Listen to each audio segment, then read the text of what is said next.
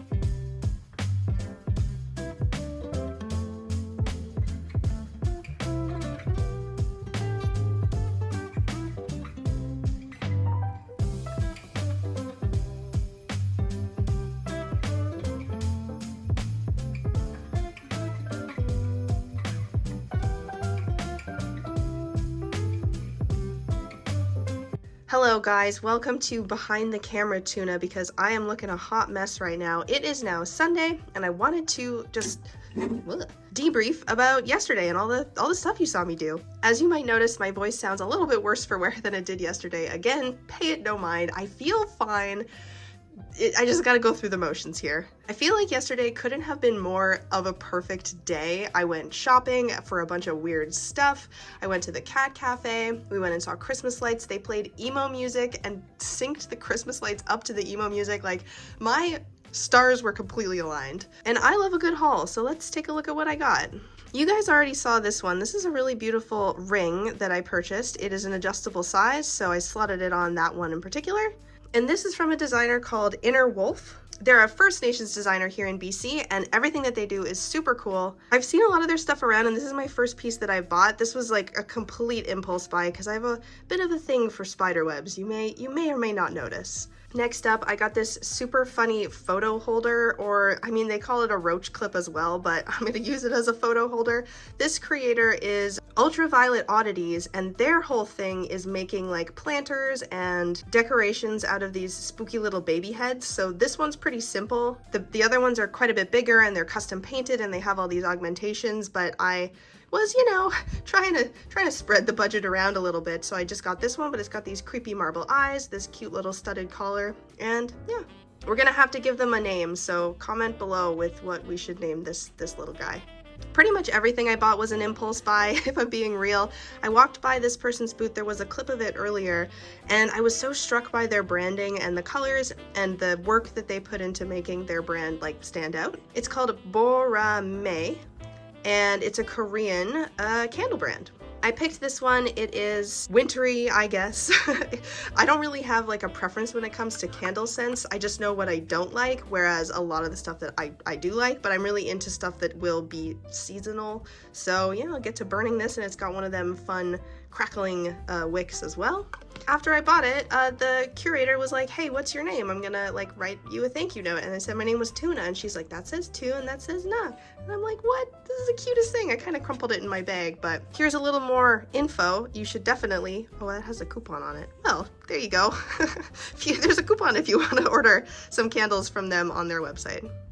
Next up, here is that denim skirt that you saw me try on in my art teacher AU photo. I did end up buying this because it has this really cute like dyed cricket design all over it. It's a little bit unusual. This was from a vintage stall, so I'm not sure if it was probably printed by someone by hand. It ended up in a thrift store. They picked it up at the vintage shop, and now, hi Nori. Now it's mine, and it was a perfect fit. I don't have anything like this, so it seemed like a good choice for a little something to bring home. In terms of apparel, I also got this t-shirt because my t-shirt collection is infinite. It says, "Death is unnatural, live forever." And this is by a local artist who's very popular. Their name is Puppy Teeth, and they do all kinds of this weird like nihilist but hopeful kind of energy, and they had a bunch of t-shirts and sweatshirts, but this one was red, black, and white, which are my 3 colors. And yeah, it's funny. I don't know. I like it. And this big guy here, I got this one from the Cat Cafe that you saw me go in. This is from a brand called Stay Home Club, which is also a pretty popular kind of mainstream design brand. It's a huge tote bag. I can't even get the whole thing in the camera here, but I have this as a sticker that I bought somewhere else long ago, and it's one of my favorite stickers, and when I saw that it was a tote bag, I couldn't resist. And last but certainly not least, I promised you I would show you what I got from Pretty Dead Taxidermy. I'm sorry to anyone who finds this disturbing, but back like 10 years ago, the first time I ever encountered creative taxidermy was people who were making these 2-headed chicks and ducklings, and it blew my mind, and from that moment on I knew I wanted to have one in my collection someday. I never got around to picking one up, and then while I was there at the open studio, I saw this little guy sitting on a shelf, and I thought, I think today's the day. So they're also gonna need a little name. You can go ahead and comment a suggestion below if you'd like. And I'm gonna have to find a very safe spot for this because I'm pretty sure Mr. Nori is gonna be curious. But that's all I've got for you in this video today. I know a lot of it was B-roll, a lot of it was just kind of coming along on my self-date throughout the day. We'll be back to work in no time and back with more vlogs. So thanks again for watching, and see you next time.